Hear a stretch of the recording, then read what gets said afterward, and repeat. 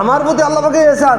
এই জন্য হাজার হাজার টাকা, লক্ষ লক্ষ টাকা দান করার পরেও যদি মনের ভিতরে আইসা যায় আমি দান করি, আমি দেই, হায় হায়, এই কথা যদি আইসা যায় তাহলে সব নষ্ট হয়ে যাবে। আল্লাহ আমাদের হেফাজত করেন, আল্লাহ আমাদের তৌফিক দান করেন। এই কথা এরকম বলাই ঠিক না যে আমি লাখ লাখ টাকা জাকাত দেই। হ্যাঁ ভাই, তুমি বুঝা বুঝা কোথায় প্রয়োজন, কাকে দিলে উপকার হবে, তুমি বুঝা বুঝা তুমি কি করো, দান করার ফিল করো, জাকাত দেওয়ার ফিল করো।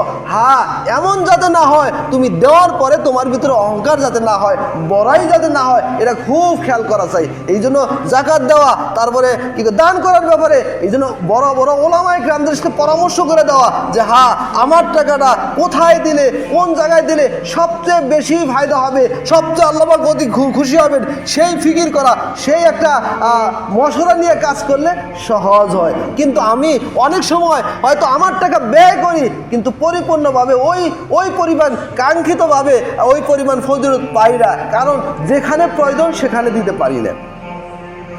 যে অসহায় যার দরকার সেই জায়গা পর্যন্ত আমরা পৌঁছতেই পারি না। নামছান কিছু দিয়েই মনে করি আমি জাকাত উদ্ধার করে ফেলাইছি।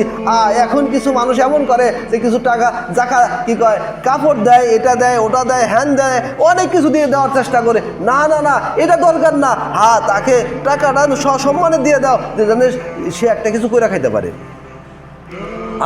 আবার এখন কিছু এমন হয় যে সবাই এই 10 টাকা, 20 টাকা, 50 টাকা করে দেওয়া শুরু করে দেয়। এই 50 টাকা, 100 টাকা কি পাবে সে? পারলে একটু বেশি করে দেন, কাউকে এমনভাবে দেন সে যাতে মোটামুটি চলতে পারে, এমনভাবে তাকে দেওয়া উচিত সে যাতে আর দ্বিতীয়বার জাকাত খাওয়ার সুযোগ না পায়।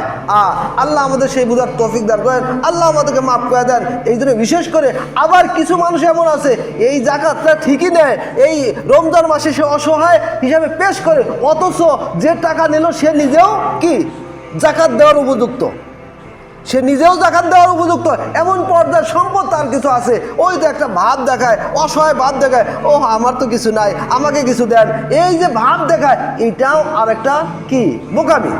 আল্লাহ আমাদের বুঝার তো।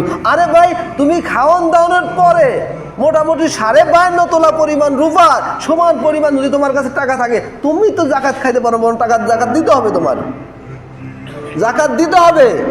আল্লাহ আমাদের বুঝার তো। এই 52.5 তোলা রূপা কত রূপ? বর্তমানে রূপার দাম কত? 1500 টাকা। তাহলে কত? 1500 টাকা 52.5 তোলা কত হলো? 70-72 হাজার, 75,000 টাকা। এই 70-72-75 হাজার টাকা হয়তো বা অনেকের কাছে আছে কিন্তু জাহিরিভাবে বলে না, বলে যে আমি আর কাজ করবো না, এই করি, হয়তো কি কয় রিক্সা পাই, অথবা হয়তো বা পৈরাত দেয়। কিন্তু পৈরাত দিলেও ওই 1000 টাকার নোট অনেকগুলো যে বালিশের নিচ দিয়ে বিভিন্ন বাক্সের ভিতরে রেখে দিয়েছে, খবরও নাই। ভাব দেখায়, বাচ্চাদেরকেও বোঝায় আরে টাকা পয়সা নাই, কি বাজার টাজার ঠিক মতো করতে যায় না। এই বোকারা এমন অবস্থা, টাকার থলি রাইখা দেয়, রাখার পরে কিন্তু বাজার থেকে কিছু বাজার করব, বাচ্চাদেরকেও কিছু খাওয়ায় না, নিজেরাও কিছু খায় না, পরে ওই টাকা অবস্থা থাকা অবস্থায় সে দুনিয়া থেকে বিদায় হয়ে যায়।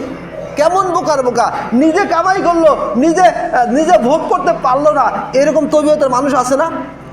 আছে কিনা? আল্লাহ আমাদের বুঝার তো। আরে ভাই, তোমার প্রয়োজন, তোমার খাদ্য কেনার প্রয়োজন, তুমি খাও, তুমি পরো, তোমার কাপড় পোশাকের দরকার, তুমি পোশাক কিনো, তোমার খাওয়ার দরকার, খাও।